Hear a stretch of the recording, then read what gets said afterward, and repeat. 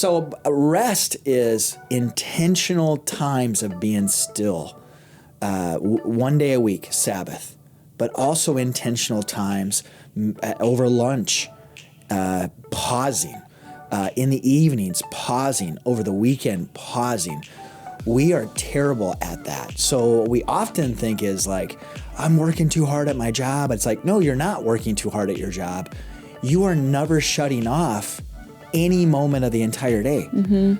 Rest. If you want to rest well, stop scrolling on your phone. I think that is something that is zapping us. It's not like I'm working too many hours. Some of us are. It's oftentimes, no, I'm constantly scrolling on my phone. On the weekend, I got 15 things to do. I got 2 side hustles to pay for my new car that I really don't need, for this and that I really don't. That's what's killing our rest.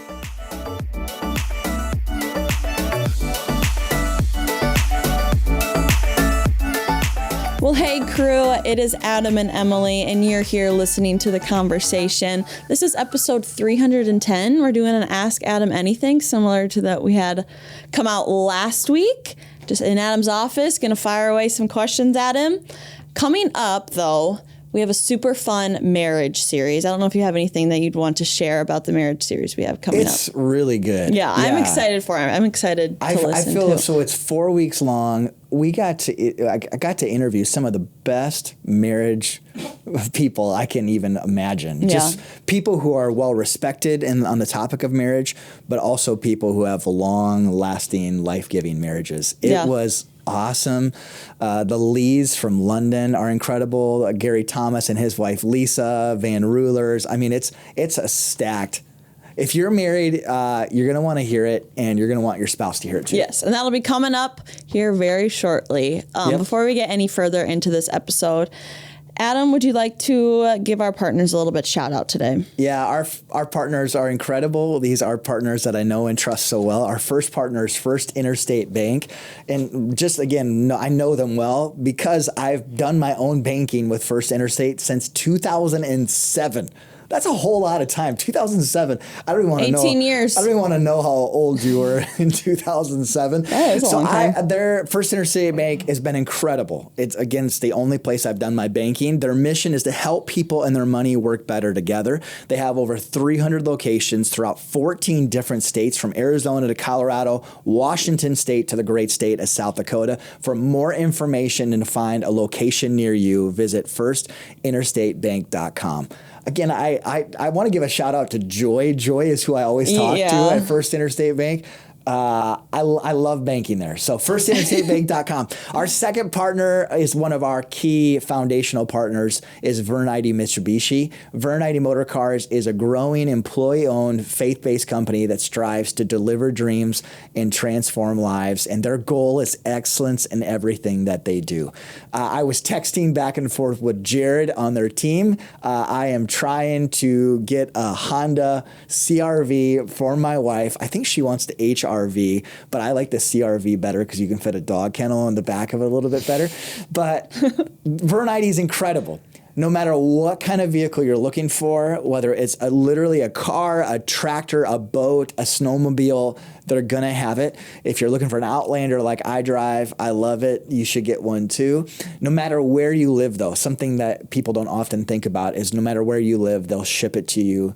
Don't look anywhere else. Go to verneide.com. Again, verneide.com. Vern Eide does kind of blow me away because I know you mentioned like the excellence in everything they do. Yeah. And like if you go in for like a service thing with your car, like getting your oil changed, you're going to leave with your car sparkling clean. It's spotless. They clean out the inside. They take it through the car wash. It smells good. I'm like, this is crazy. Like, really? This is not normal. Like, I waited to get my car cleaned because I knew I was having an oil change coming up. And I'm like, they're going to do 10 times better than I can. I know. They're awesome. I love that. Good mention on that. Welcome back. We are back in Adam's office again today for another rendition of Ask Adam Anything. I got a question I'm going to throw at him, and he's going to give me his most honest response that he has. Let's go. Today we are talking just about the gift, like, of rest. I feel like even in just society today. Like people are just so busy, like they almost glorify themselves for being so busy and like packing their schedules like as full as they can, going somewhere every weekend, grinding, like trying to get to the working their way up the corporate ladder, like even at work and in your personal life. Just weekends full, nights full. And I do this myself too. And recently you talked about just the saying like rest hard, work hard can be two separate things. We should be focusing on both of these. Yes. Let's start out with the rest hard part. Yep. Why is rest important? Why should we be doing that? Why do we need it? Oh, so it's actually a biblical thing, and something we don't talk about nearly enough in the church is the importance of Sabbath. So taking a day to rest, to be refreshed, to connect with the Lord, and also to connect with others. So that's a command. And it's pretty intense. Like when you actually look into it in the Old Testament, it's pretty intense. So we rest to remind ourselves that we are not God. It's really an act of surrendering control for 24 hours, a day, like realizing I'm not in control and I can rest and be recharged. It's also just understanding that we're not robots. We are humans with a soul. And so we have to rest because we are not infinite like God is. And God is infinite, yet even he rests is what we're told in Scripture. So it's so critically important that we rest. So speaking of rest, though, I'm a driver, I'm a goer. So even as I'm talking about it, it kind of makes me antsy. So rest is, for me, it's not being lazy. Resting well doesn't mean I make sure I pause a lot at my job or I don't work hard. No, we're going to get to that in a second. That's what I want to jump to. Okay, hold on. I know, no, it's so hard for me. But so rest is intentional times of being still. One day a week, Sabbath, but also intentional times over lunch, pausing, in the evenings, pausing, over the weekend, pausing. We are terrible at that. So what we often think is like, I'm working too hard at my job. It's like, no, you're not working too hard at your job. You are never shutting off any moment of the entire day. Rest. If you want to rest well, stop scrolling on your phone. I think that is something that is zapping us. It's not like I'm working too many hours. Some of us are. It's oftentimes, no, I'm constantly scrolling on my phone. On the weekend, I got 15 things to do. I got 2 side hustles to pay for my new car that I really don't need, for this and that I really don't. That's what's killing our rest. And so, but I also know what it's like to be paycheck to paycheck. And sometimes you need to pick some things up just to pay the bills. But I feel like, do I really need to do all this extra stuff? So it's killing our rest because we just never shut off. I mean, first thing we do when we wake up, we look at our screen and we instantly take on, I got this email I got to do. I got this news story hits. And then right up until we go to sleep, we're on our phone scrolling. And that kills us. Instead of over lunch, instead of scrolling on my phone and watching 4 YouTube videos, I'm going to go on a walk around the building. Yeah. When I get home, instead of being glued to technology, I'm going to go sit out in front of my house. I'm going to go on a walk with my dog. Yeah. I'm going to connect with friends and have great conversation over a delicious meal. Even do something fun like physical. I'm going to go on a run. I'm going to be a part of a volleyball league, not 10 volleyball leagues, but 1 volleyball league. I'm going to rest really well. So we're commanded to rest. So what would you tell the person that's like, okay, Adam, that sounds awesome, but I am a leader at my job. I feel like I need to be doing work all the time. I have a family at home that I feel like I need to provide for. I have my house I need to take care of. I have my friends I feel like I need to give to those relationships. I don't have time is what they said. I don't have time to be still. I have lots of responsibilities. This is so good. I feel like I'm talking to myself right now. Can I call you Adam? I'm just joking. So first off, Emily, what's your screen time? Is it 5 hours a day? I'm not admitting that. You know what I mean? Public podcast. That would be my first question, and that's not snarky. So I would ask that. And then I would say, so that's huge. I mean, you might have literally just opened up 6 hours in a day, 5 hours in a day. That right there feels restful. Like, no, I don't want to just skim through that. That literally might be the thing you need to do is get off your phone. Yep. So, but even for me, for the first 6 years, you called Embrace Church, my pocket vibrated. Like I can think of like, I spoke to a group of realtors and they asked the same question, and realtors get asked questions 24/7. And they're like on the clock all the time. All the time. And it's connected to their paycheck. So it's not just like, well, the boss can chill out. It's like, no, if I want to earn money, I need to get back to this. So I think first check screen time and then maybe block things a little bit better. So for me, again, early on in the church, instead of just being on my phone 24/7, scrolling half the time and then getting back to emails half the time in the evening, I'm going to get home, I'm going to set my phone aside, and then I'm going to check it maybe once or twice a night and be really, really intentional with that. So check it. Yep. Okay, there's things that I need to get back to right now. This is pretty important. That other thing I can get back to later. Can wait. So I think grouping things up. The other thing that I would really say, and this is, I'm not patting myself back on the back. When you're working, work hard. When you're working, work hard. And again, I keep going to the second part. But that this answers, like, in seminary, so there was only, this feels like a brag session, there was only one other classmate of mine who started seminary and finished seminary the same time as I did. And his wife was a full-time med student, so she was gone constantly. Yeah. And so my buddies used to ask me, like, you never study at night. How do you do this? And I'm like, it's this crazy thing. I wake up and I go and I study and do work at 8 a.m. 8 a.m.? Our first class doesn't start till 10:30. I'm like, well, my wife works at 8 a.m. We're newly married. She's gorgeous. I want to hang out with my my new wife. And so when Becky went to work, I went to work and I worked hard and I had very high incentives. I wanted to hang out with my gorgeous wife. And so I worked very, very diligently so I could in the evenings instead of going and hang out with a bunch of smelly dudes at the seminary library. Wow, you really liked your classmates, huh? Yeah, they were great. They were great. If you're listening, I love you. As a very class of two, whatever. You're awesome. But I think like really working hard.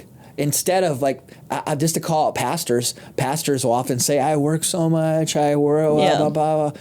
No, you scroll your phone a lot. Yeah. No, you get to the office at 9:30. Get to the office at 8 a.m. Like, get up. It's crazy. I get up at 5:30 right now so that I can spend time with Jesus, so that I can pause, so that I can rest. Yeah. And then I work really, really hard during the day.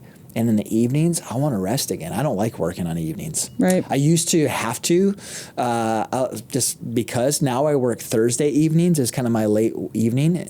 But otherwise, I want to be at home. I want to rest well. I want to sit in front of my house. I want to go on a walk with my wife and dog. So that's a long answer. Nope. It's great. It was really, really great. So what are like your personal practices for taking like a Sabbath day? What are your like, not rules, so to speak, but you're kind of like unsaid rules for yourself? So my wife would be staring me down right now as I was saying this. She'd be like, really? These are new for me. This is crazy. Who are you? So whenever you're not doing this, she can play this back for you and be like, you did tell. Yeah, remember that? No, so it's really hard to get an appointment with me on a Friday or Saturday. And basically, I rarely ever do.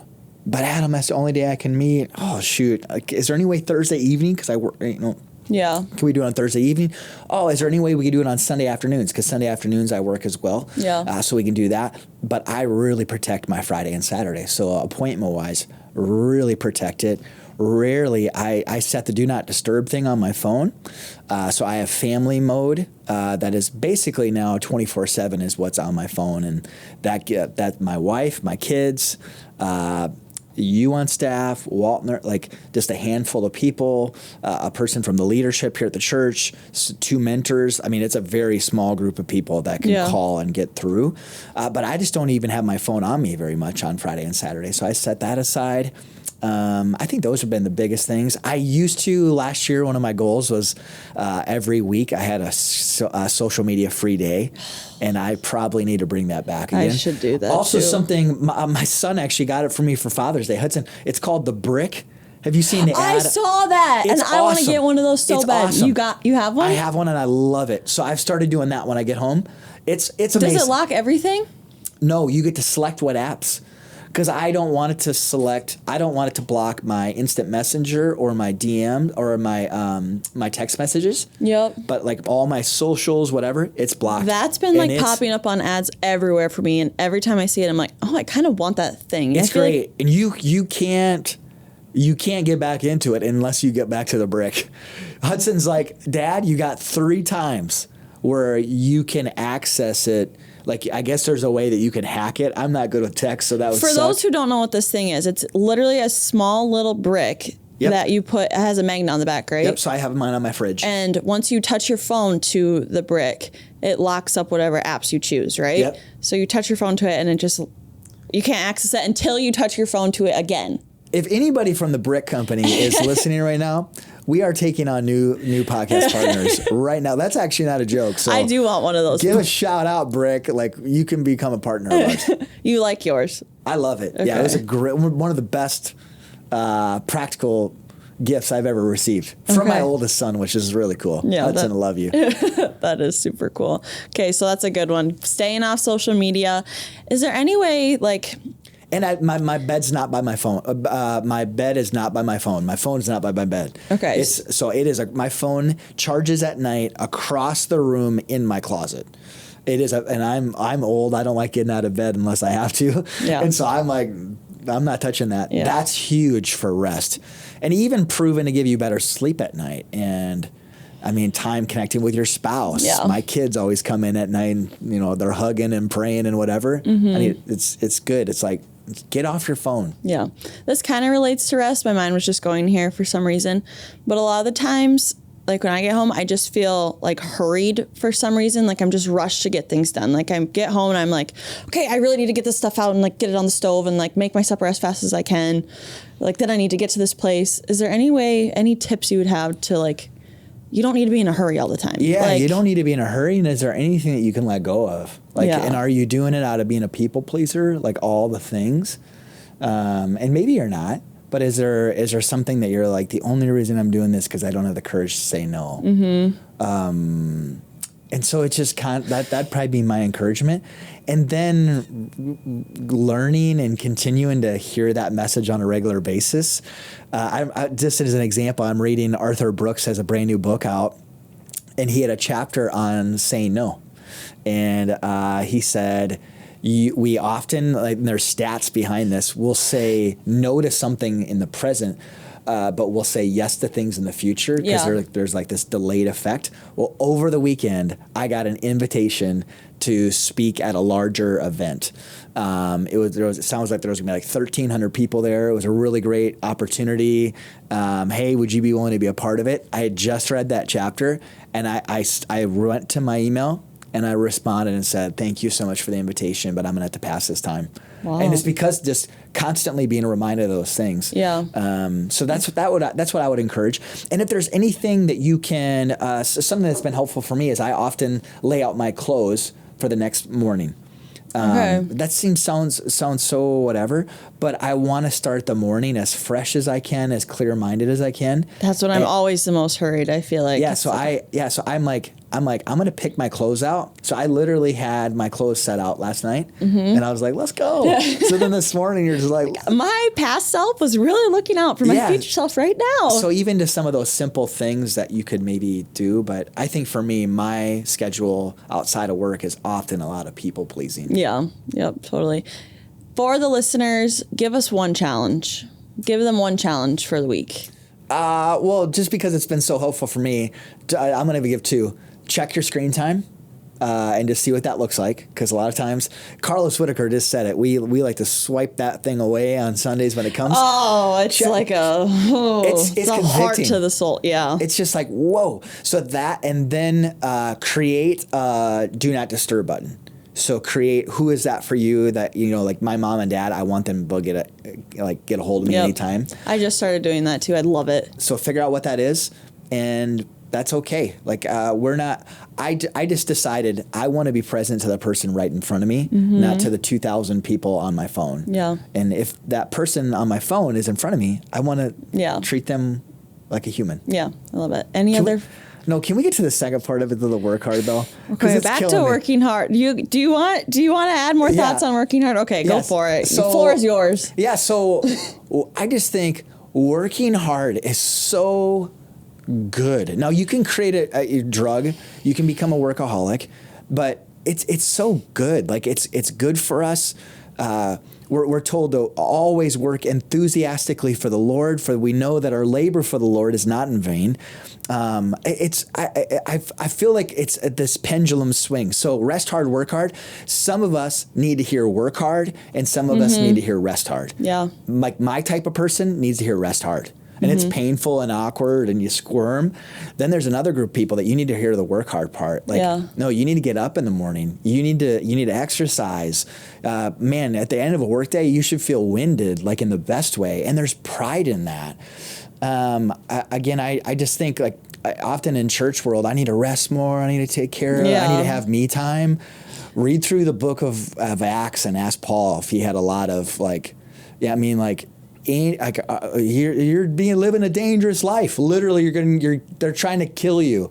And so I think we can just pendulum swing so much where it's like, I need more me time. It's like, no, like you need to work. You need to get off your phone and stop watching 7 hours of TV is what you need to do. Like I think like there is this like, work is a gift from God. Yeah. It's a blessing, specifically when there's purpose. And I think rarely do people get burnt out from work. John Acuff says we're not burnt out, we're bored, and we lose passion. I think when you find a job, if you're able to make it a source of income for you, when you have purpose, I mean, there's nothing greater than work. And so I think there's just that. I think we need both. It's grace and truth, just like Jesus. It's really rest hard, fill up, pause from your work, and then like let's work hard. Like let's go for it. And I just think those two things combined are really, really powerful. Yes. So we need both. We do. It's all about that balance, huh? Yeah. Any other final thoughts there? I think on the work hard end of things, I would just challenge you to evaluate your life and what that looks like. Even if you just for 2 weeks mapped out your schedule and like, what are you actually doing? Set a timer. Dan Martell, he's a little intense. He says to do this, set a timer on your phone for every like 20 minutes and then write down what you did in that previous 20 minutes. I've seen something too, like work hard for 50 minutes, literally lock in, get something done. Last 10 minutes of the hour, do a lap around the building. Yeah. Like 50 minutes, you have no idea how productive you can be if you just don't like do something halfway, like you're trying to do two things at the same time, or like having multiple tabs open, you're trying to look at your phone, like actually looking at your computer, focusing for 50 minutes. Once that's done, the last 10 minutes, take a second. So good. Then back to it. That's great. Well, and I feel like I probably naturally do that. You'll see me go on a walk and I'll come back, like just in the office. I also think, though, charting out kind of where you're spending your time, it'll be kind of like that screen time notice. You'll get like, whoa, I thought I was working a lot more than I actually am. Yeah. And I think that will be kind of an aha too. Yeah. Because I know that if you force me to work 30 hours a week, I would be highly stressed.